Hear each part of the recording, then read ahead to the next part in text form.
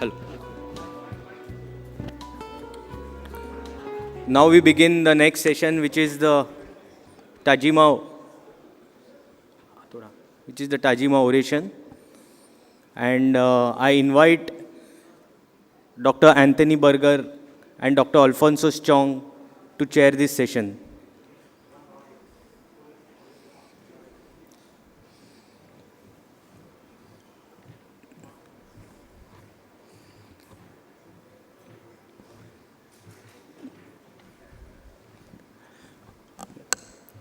I ask the chairpersons to take over the session. Thank you.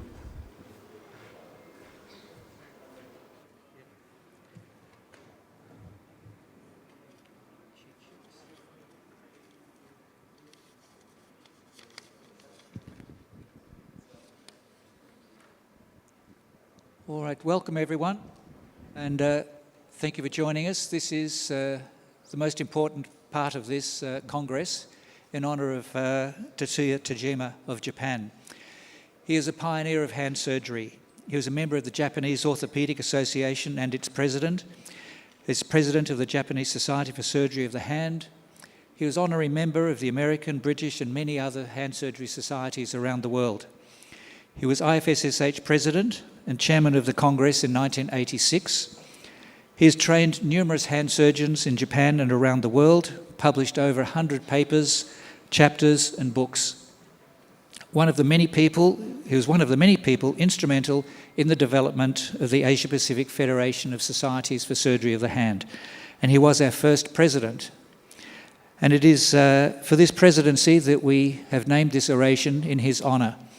So I'd like to welcome Raja Sabapathi to come to the stage and to present the Tajima Oration for 2025.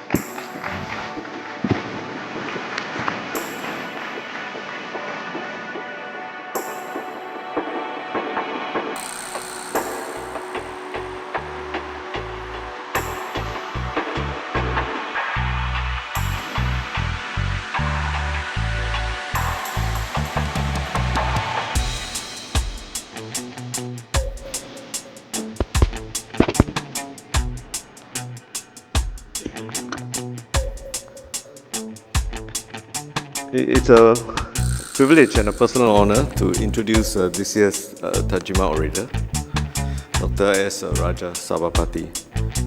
It's a name that is well known and deeply respected in our hand surgery community. I first met Dr. Sabapathi in 2003 during my time in Ganga as the Carl Zeiss Fellow.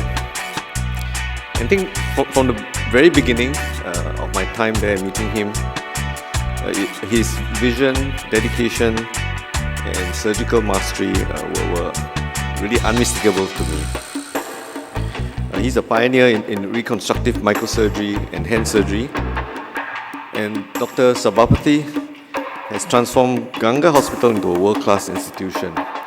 His leadership, mentorship, and tireless dedication have advanced our specialty, not just in Asia Pacific, but far beyond.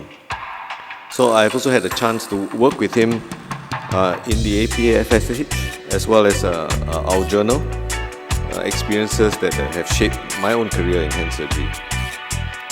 So just before his lecture, we'd like to share a short video highlighting his remarkable journey. Thank you.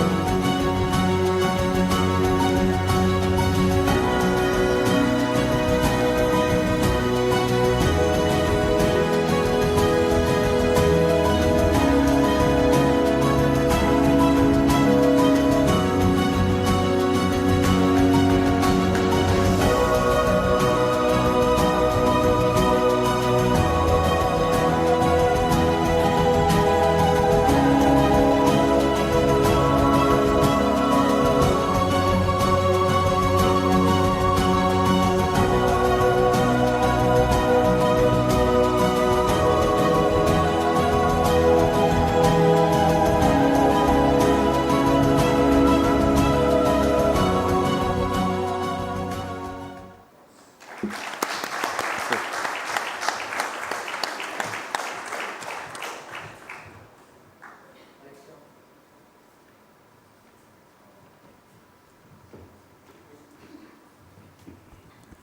morning, everybody.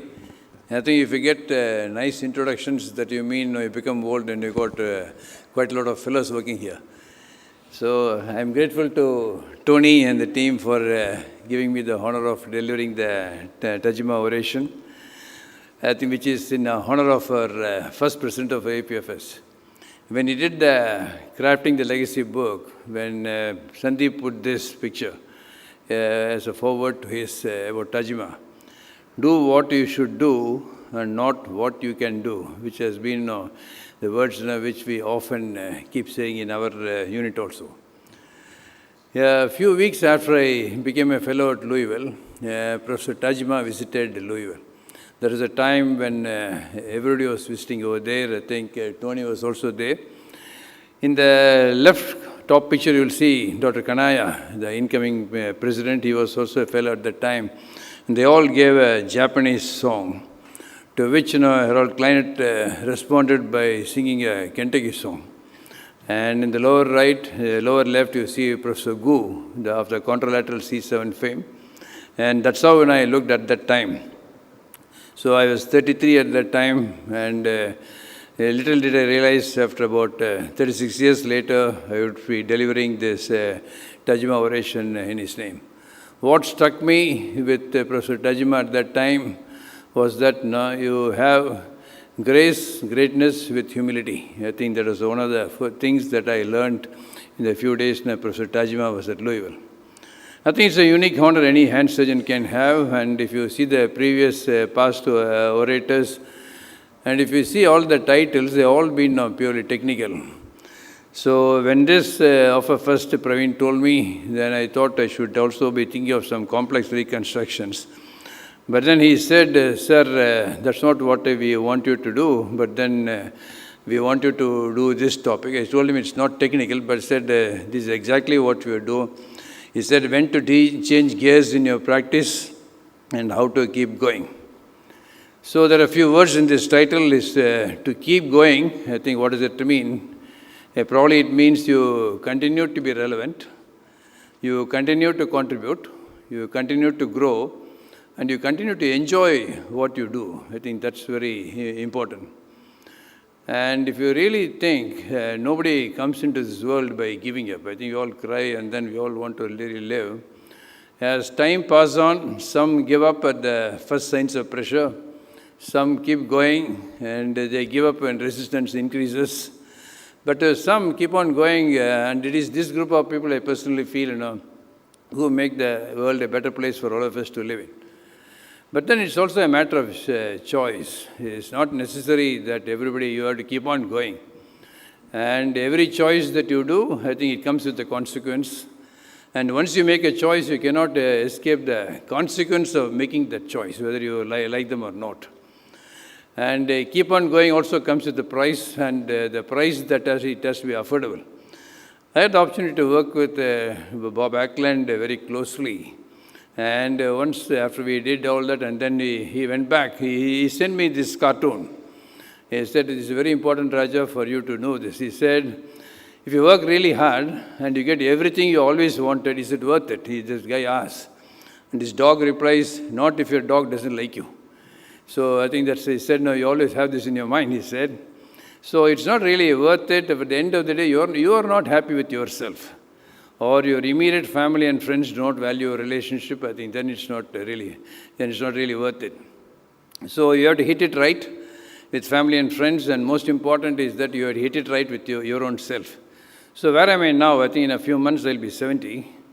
And I just looked at myself and find that I'm putting the same hours of work as I did when I started after coming back from Louisville 35 years ago. Roughly on average put in 14 hours a day, and then we work for 600 hours a week. Perhaps that prompted Pankaj to put this topic, ask me to speak. If you analyze all the people who keep on going, I think what is one commonality you will find in them is all of them loved challenges, and positively took on the challenges and they enjoyed every small win, big win, everything they enjoyed, and then that only prompted them to keep going. If you are not continuously challenged, then you can't keep going. And if that has to happen, that means you need to have a larger purpose than mere goals. I think that's the key, and I should tell you as to the difference between the goals and the purpose. You need a purpose to drive you. I think a purpose is something which is beyond yourself, which is directed towards the betterment of people around. So goals are something related to you. Suppose you want to build up a good practice, you want to become the head of the department, you want to buy a Mercedes-Benz, you want to build a house, something like you want to hold a yacht, okay, you want to go on a holiday. So they are all goals, I think. But then purpose is something which is beyond you, and you have to articulate it much well. I think in your younger age itself you should do it. So when we started our practice, I was very lucky in the sense to understand the difference between a purpose and a goal by modeling on Aravind Hospital's eye care. For those of you who do not know about Aravind, it's in Tamil Nadu, in our place. They do about 500,000 procedures a year. I think that's his goal. And about 50 to 60% of them is free. They are not in debt. They make a profit. And they continuously keep growing. And I think they are also in the forefront of academics and research. Their founder, Dr. Venkateswamy, I think he had the purpose, that is preventing needless blindness. I think that's the whole thing is there. So that means you can keep on going with that purpose. So we modeled that purpose on that goal. And the other thing they told us was you have to chase that purpose no matter what. And once you decide to do that, I think challenges will come in plenty. And that could keep you excited all the time. And then the opportunity to keep on going arises. And as you keep going, you do the changes. You also shift gears. I think the second part of the talk is how do you shift gears and when do you shift gears? If you analyze my own thing, I found from 91 to 97, when we made our first expansion, I think it was a fast growth space. You just only have to work bloody hard. I think that means you keep growing. Okay, that's a fast grip. And then after that is the team building phase. So you need to taking up good people and then start building. And then after the next decade, you will find is institution building phase. And in 2017, you will find it's beyond institution. I think that should be the phase. Otherwise, you can stuck at any time because the whole title is how do you keep on going and how do you shift gears and when you shift. So here I am going to point out as to how do you shift gears. So when you go the fast growth phase, that is when you start and when you just have to work hard, I think it's all about you. So you have to get up, you have to keep working, you have to do well. I think that means you grow fast. But then many people get stuck up at that level itself.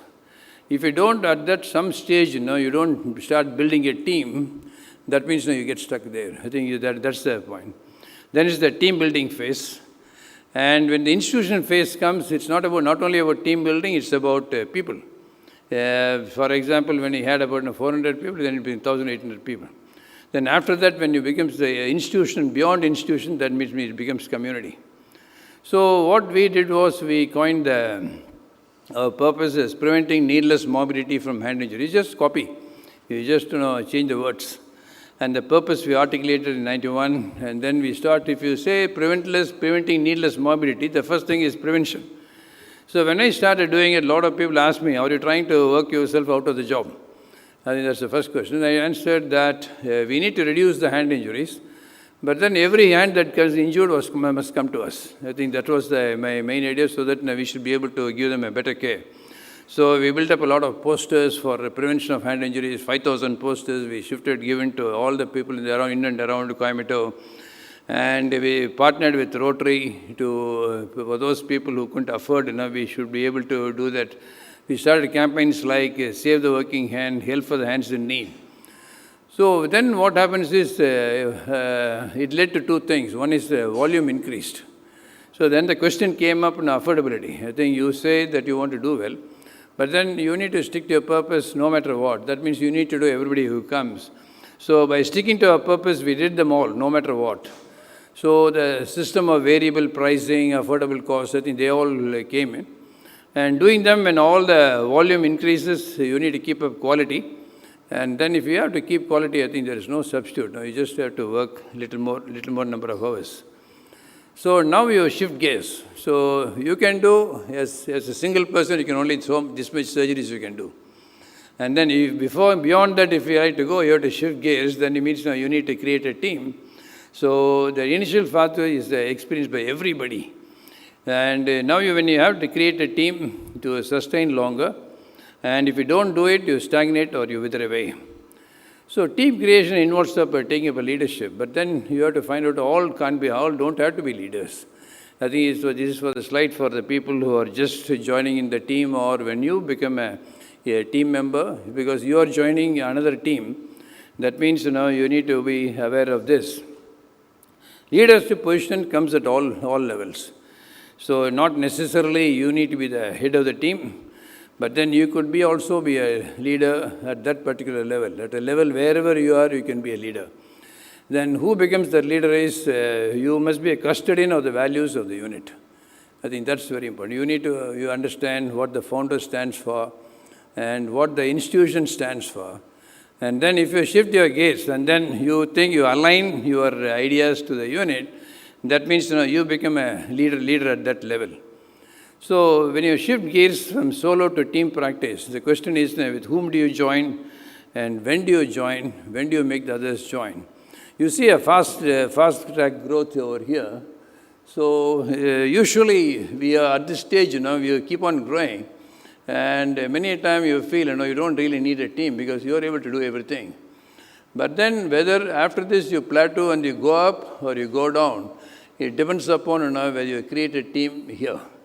I think that's very, very important. I think you need to create a team when you don't really have to create a team. So fortunately, we created a team very early on. That's our dream team. And shifting the team matters. So most important is that you must create a team when you think you don't need a team. So because you can't create a team after you become old. Because the good guys also understand, as to whom they should join. So by the time, if you become old and you're trying to create a team, you will find that a lot of potential good people have already left for better abode. So they must also feel that you are capable of giving them value. I think that's the reason why you should create a team. In the choice of team members, I think I have to go back to Harold Kleinert, who used to be one day talking. He said, I asked him, how do you choose a fellow partner? And then he had this sage advice. He said, when you choose a fellow, I don't mind a monkey as long as it's an interested monkey. But then when you choose a team member, be careful. Skills alone do, because a bad choice could wreck the unit. And then after that, it's extremely difficult to get them out. They must be acceptable to all the people in the place, from the colleagues to the physios, to nurses, to managers, and even to the housekeeping staff. I think that means they need to be acceptable to everybody. I think that's what really matters. So now, if you go beyond the level of the team, if you are going to building the institution, I think it really stresses the gearbox. I think that's jumping and that clear situation, I think, is the most difficult to do. And here we also had to find the strength in numbers, of workers and colleagues will be very different. And here the challenge for you is to, not only you have to be a good surgeon, then you need to shift to be a good leader, and then trying to get people along you, I think that's me. I think most of us, meet our Waterloo in this place, because we are not able to get the core purpose alignment with everybody in the team. I think that's the problem. Every year we have a founder's oration, and last year we had Mr. Chandrasekharan, the chairman of the Tata Sons, with us. For those of visitors, Tata Sons is a company with a market cap of $438 billion, with an annual aggregate volume of $180 billion. So he is very simple, straight, humble, straight to the fact. And during dinner, I was just asking him how to influence the core values of the Tatas down the line. He said it's by example. He said, but I have direct contact only with 30 people, he said. Chairman of the Tata Sons can't be talking to everybody. He said, I would go close direct contact only with 30 people. And they have to be influenced by you. And in turn, each of those guys have got a direct contact with 50 to 100 people. And those have to be influenced, and the system goes on down the line. He said, but then you have to be extremely careful, he said, like this. The problem and the challenge lies in the first level. If in the first 30, with whom I have been in direct contact, who are in the leadership, even if one is not aligned, the damage done to the organization could be very severe. I think how you make them align, how you make them shift the gears to them, I think that's the key. And then I just put a part, this diagram to show the idea. Suppose one is the founder, is the leader, and he has got 3. I just put 3 instead of 30. And if one among the 3 is not good, I think the damage done to the organization is very severe. I think that could be a big. I think that's exactly what Chandrasekharan said. So here, I think it's extremely important when we all create units, we have to create institutions. I think that becomes a big challenge. So what are those alignment things, what we look for? I think what the industry leaders look for is very important. I think if you want to create a big medical institution, most of the times you need to look up to industry. I think all the lessons that we have, that we need to have, could be found in good industries. So I put 2 levels, 2 lines I put. One is the first one, high surgical skills, ability to hold on, keep doing, academic excellence, teaching skills, shouldering responsibility beyond surgery, taking ownership of problems, visionary thinking of the future. I think colleagues who will be good, who tick all the boxes, become the next champions and leaders. I think ticking all the boxes is very difficult. But then you will find, and if you find some people who are not able to tick all the boxes, then it becomes a challenge for you. That means, with them, you have to drive slow, you have to drive fast. With some of them, you need to drive fast. Some of them, you need to drive slow. Some of them, you need to leave behind. I think that's what. You can carry on if you learn to accept people as they are. But then only thing is that, you must not let them affect you. But in order to not to get the institution affected, you need to work harder. I think that's what matters. I think that becomes difficult. If some people are not aligned to the goal, that means what really happens is that you need to work harder and you need to work around. I think that becomes much more difficult. So I would take the same boxes again. I'll put the first 4, the high surgical skills, ability to hold on, academic excellence, teaching skills. I think that's a given. I think if you don't have them, you can't be in a good team. I think those are given. So those people who have this are all very useful people. I think they are all useful people. And if they have the next 2, they become very valuable people. Shouldering responsibility beyond surgery. I think that's very important. Recently, I sent a group of people to Arvind. One of them I asked, what is the one thing that you find a difference between us and them, and what is that? He said that every one of them, he said every surgeon, I think he has got something extra of administrative responsibility of the unit in addition to doing his clinical responsibility. I thought it's a good observation that he has made. The shouldering responsibility beyond surgery and taking ownership of problems. I think if you should have, you should shift gears. So when you join to a unit, and then after that, if you want to grow higher and higher, that means beyond the first 4, which most of us have. I think if you take these 2, that means automatically you become a very valuable person. And if by chance you have the last one, visionary thinking for the future, that means you are a leadership candidate. I think you are the top guy. People with vision have got the potential for becoming leaders. What are the potholes you could have? I think where you need to be careful when you have to drive slow is that when you have people around who have got a negativism or cynical thinking, they are the most dangerous. Sometimes they could be realistic. Some people say they are very realistic. Some people will say they are idealistic. I always remember Martin Luther King's quote, He said, when there's a lot of the civil rights movement, and so many people are pushing him, he said, the idealists are not usually realistic, and the realists are not usually idealistic. He said, what we need is some sort of realistic idealism. I think that's exactly, I think this mix, I think that's what is very difficult to get. But then that's the mix you need to really have if you continue to keep going. I think that mix you need to have. Not necessarily this mix need to be with the presence of the leader alone. This mix you can have it with everybody in the unit. I think that's what they should have. If you find up to this level, 6 shift in gears happened, not because we changed the purpose. I think the purpose remains the same. But whereas if you have goals only, you would have reached the goals by this process, and then you will not know what to do. You would have want to buy a car, buy a big house, you want a palatial building. I think you would have bought by it now. Then after that, what? After that means you really can't keep going. I think shift in gears happens, and then you keep going just because you stick on to the purpose. If only you had goals and not a purpose, easily could have plateaued in many stages of the pathway. I think that's very important. I think that I'm very sure about it. I think whether it's not necessarily to the founder, it's also applies to every professional individual, it applies. If only you don't have a purpose, you just have goals, that means you will plateau off in some way. So now, beyond institution building, I think if you are to working differently, but one thing I find it doesn't change is that the number of hours you work. I find that I also studied a lot of fellows in the industry. I keep asking them, are you working any differently or are you working any lesser? He said, no, I'm not working lesser, I'm working the same.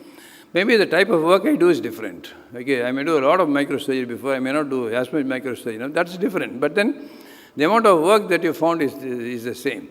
Somebody might have been working for long hours in the shop floor. You may not be doing in the shop floor, you may not be working, but you will be working the same hours in the boardroom. So the number of hours that they put, it doesn't change. Even whatever gear you work, whether you go in the top gear or the bottom gear, I don't think anybody can reduce the number of hours of work and still keep on going. So this was a picture that was taken by one of the visitors, Yosra, a handful from Baltimore, and she was presenting it somewhere else. And one of the fellows was sitting there, he caught that picture and then sent it back to us. So that's a picture of a shoe rack in front of Operation Theatre, and she has put the time. I think that's the shoes of myself and Hari. He said, if you aspire to lead, be present. I think what she has taken as a quote, he said, a focused, intentional presence that sets an example by doing, modeling, and setting a high standard and level of expectation for all involved. So I think, that picture. Harvard Business School, they made a case study of our organization. And they had all the material for them to put into their article. And of all the things, I was so surprised to find they chose this picture. And they chose this picture and they put it on into that article. So that again, it doesn't change time. The values and things, what you think. Say, Harry Bunky, he told when he was in around 80, he said, I always thought it would get easier, but it never does. Not that he was telling it in his 50s or 60s. He was telling it in a late part of his career. He said, I always thought it would get easier, but it never does. But if you want to really keep going, I think it never does get up. So as you shift gears, I think your role changes. I think everybody's role will change. What will change is that from doer to a facilitator. So when you are beginning, you will be working very hard and you will be doing it. A facilitator brings out the talent in another person, nurtures it and makes him or her succeed to a level they couldn't have done it by themselves. I think that's the key thing to do. I think as you shift gears, so you should understand that from the time that you are from a doer, I think you are becoming a facilitator. So that's the gear now you need to shift. And in this way, I find that you are influencing more people and more lives. So by training people, by being an example, by facilitating a lot of people to visit you, and then to travel around, that means each of them could do better. I think that from our experience also, I find it a great deal. I am very convinced about it that we need to change the shift going. So it's all enjoyable. I think what should be enjoyable is that you have to accept reality. Because yesterday there was one of the sessions, they said, biology doesn't change. Okay, you can't beat biology. I think that's the word that is used. I think that's very true. You can't beat biology.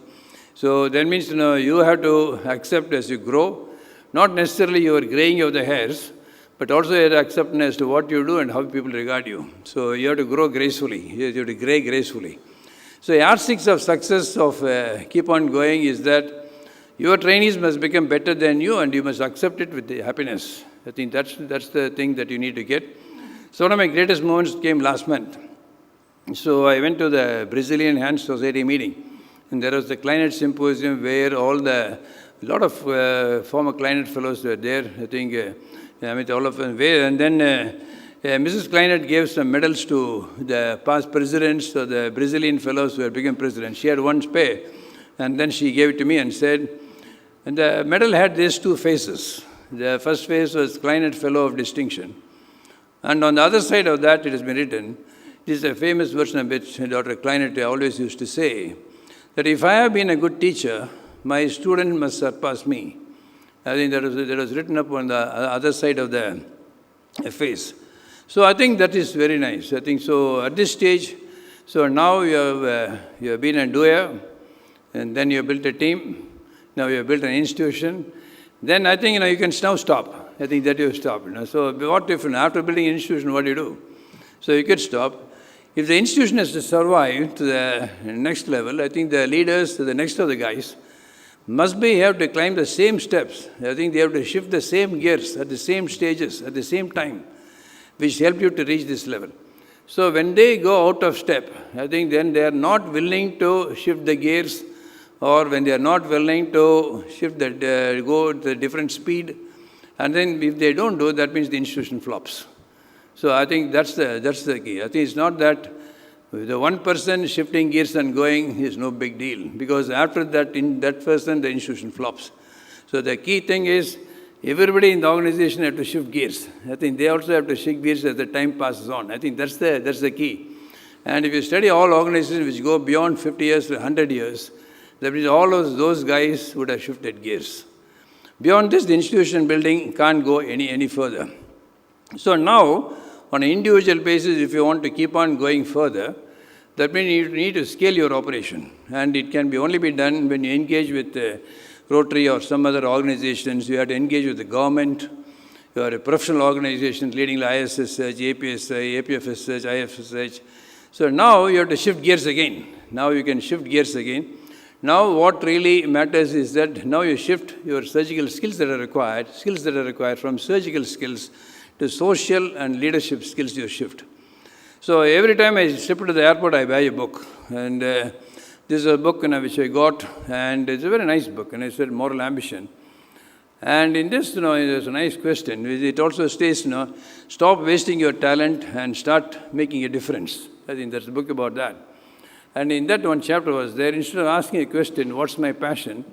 So you need to ask yourself, where can I contribute most? I think that's a very nice question to ask, and a nice question to ponder as to where you can contribute most. And there was a story in that which I think is worth telling about. It's a story of Rao Mehta, a guy who is in London.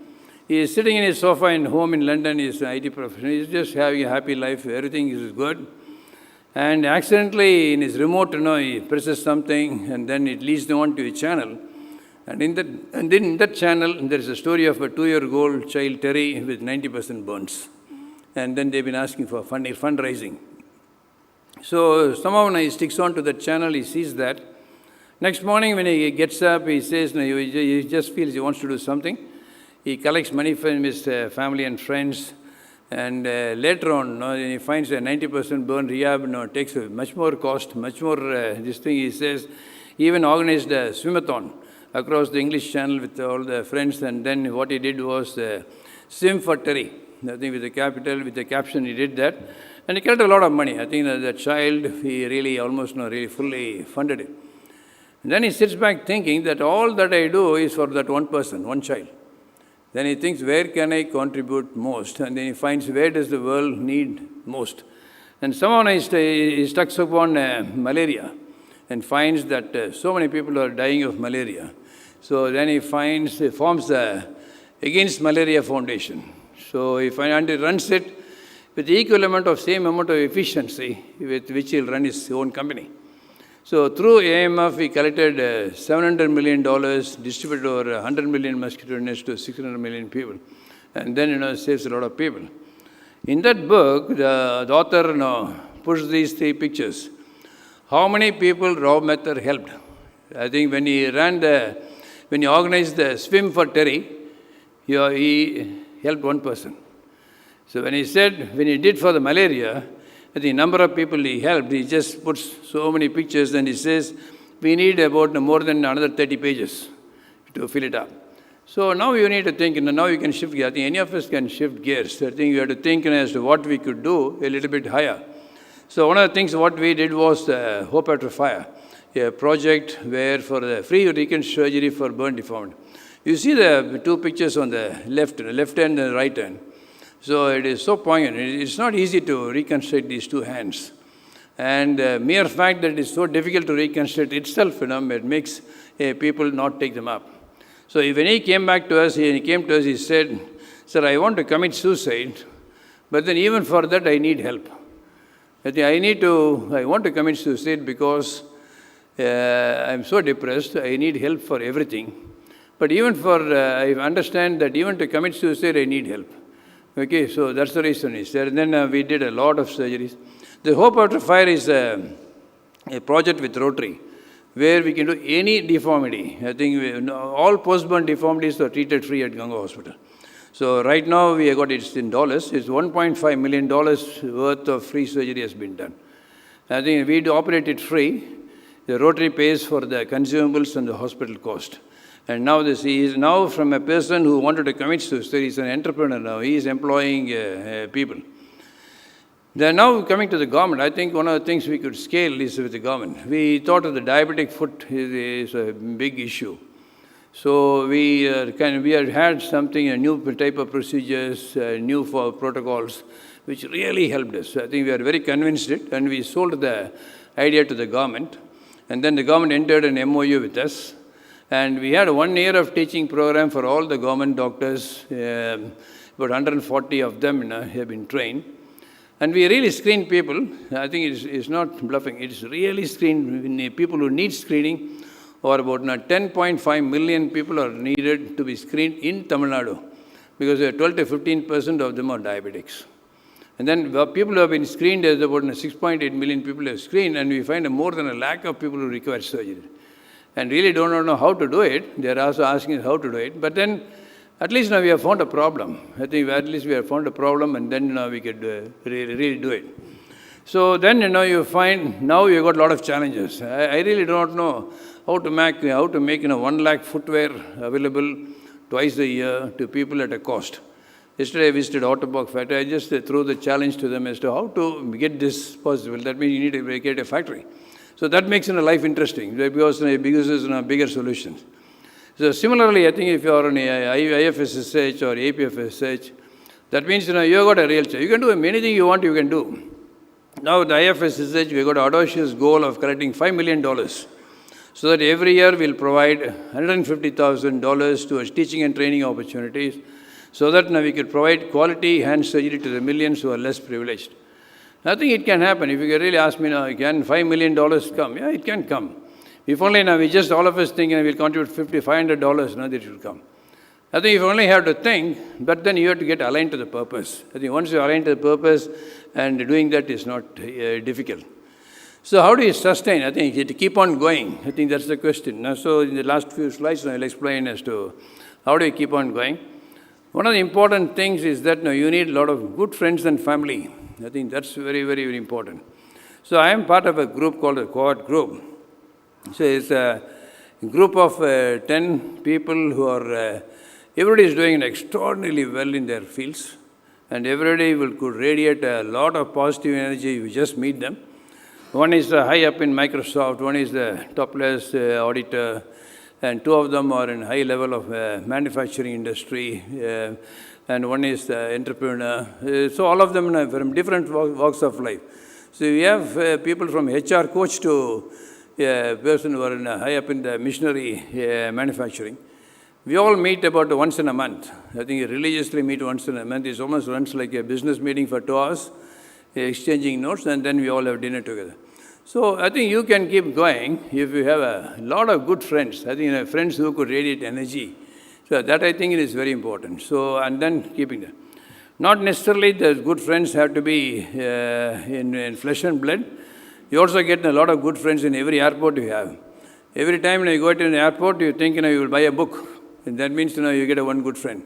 So you can just keep on getting it. I think if you get a reading habit, it's part of a reading habit, then you'll get, I just put the 10 books that I had. Something asked me, secretary to put 10 books I read, he put it off. Okay, so I think you can put any amount of books that you could read. The last thing is your family. I think that's very important. And how you strike the balance, I think, is left to you. I think that's it. But then when I was very young, I got to introduce this terminology, that is, holidays are interesting if only you have a good home to come back to. I think that's a very profound statement. If you are cribbing around, cribbing with family and with your wife, family and all that, just because you go on a holiday, and I think things are going to be different. And if you have got a good family, even if you don't go for a holiday, it'll be okay.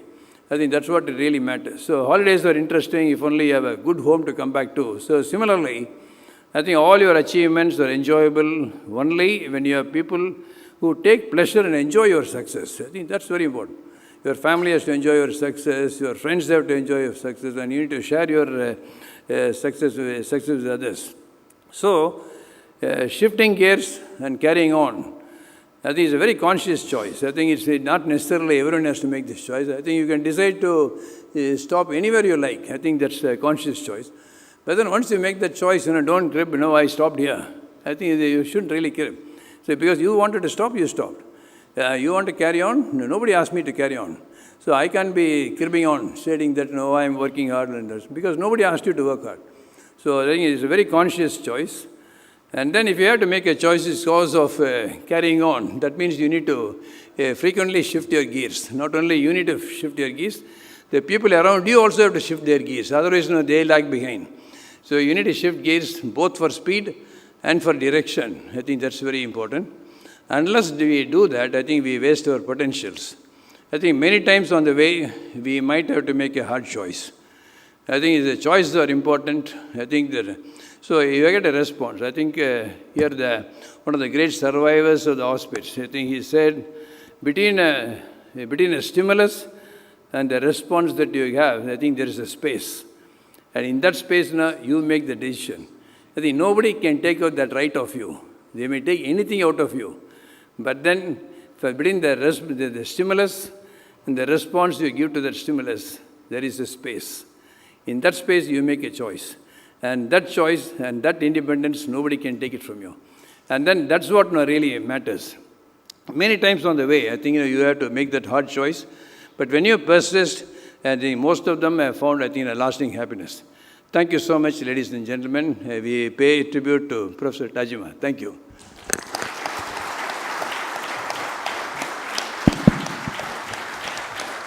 Now I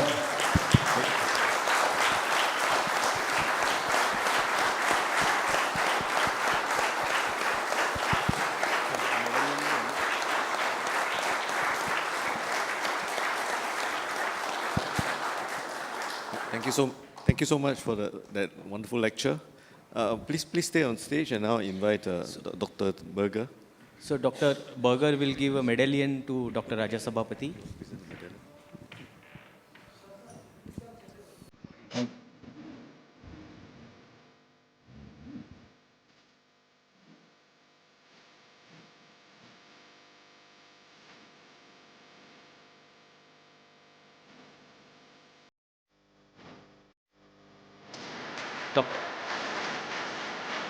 Dr. Chong. There's also a scroll to Give a scroll to Dr. Raja Sabapathi.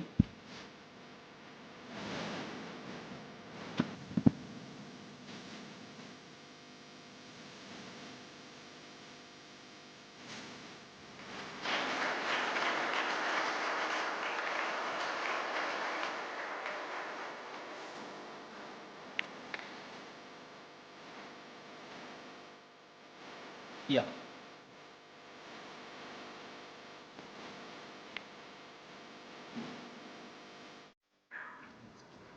And now something a little extra.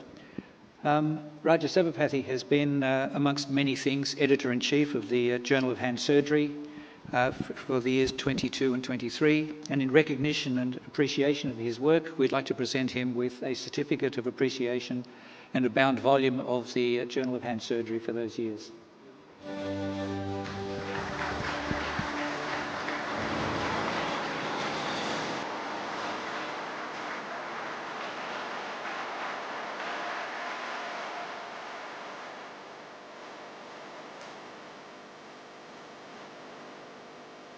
Now we have the next sessions with the same chair, Dr.